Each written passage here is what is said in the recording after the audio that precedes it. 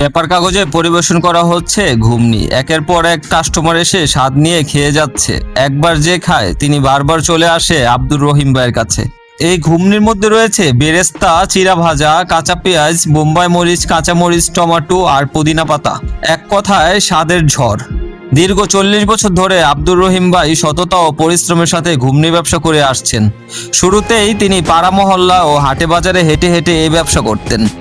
সময়ের সাথে সাথে তিনি দীর্ঘ 27 বছর ধরে ফতুল্লার ধর্মগঞ্জ ডালিপাড়া এলাকায় একই স্থানে বসে মানুষের কাছে তার এই সুস্বাদু ঘুমনি পরিবেশন করে যাচ্ছেন। কাগজের মধ্যে পরিবেশন করা এই ঘুমনি খেতে অত্যন্ত সুস্বাদু, যার কারণে একের পর এক কাস্টমার এসে ভিড় জমায় এবং খেয়ে যায়।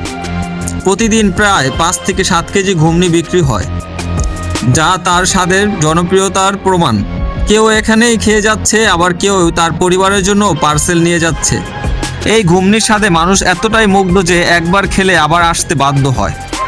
এই ঘুমনি বিক্রির মাধ্যমে আব্দুর রহিম ভাই নিজের জীবন গড়ে তুলেছেন।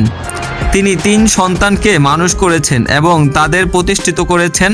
পাশাপাশি তিনি নিজের স্বপ্নের ঘরও নির্মাণ করেছেন, যেখানে 4 তলা ফাউন্ডেশন দিয়ে 1 তলা বিল্ডিং সম্পন্ন করেছেন।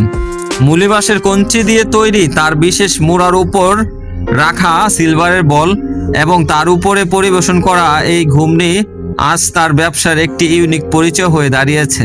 সততা, পরিশ্রম এবং স্বাদের সমন্বয়ে এই ছোট্ট ব্যবসাটি এখন ফতুল্লার ধর্মগঞ্জ ডালিপাড়া এলাকার একটি পরিচিত নাম। সকলেই ভালো থাকবেন, সুস্থ থাকবেন। আল্লাহ হাফেজ।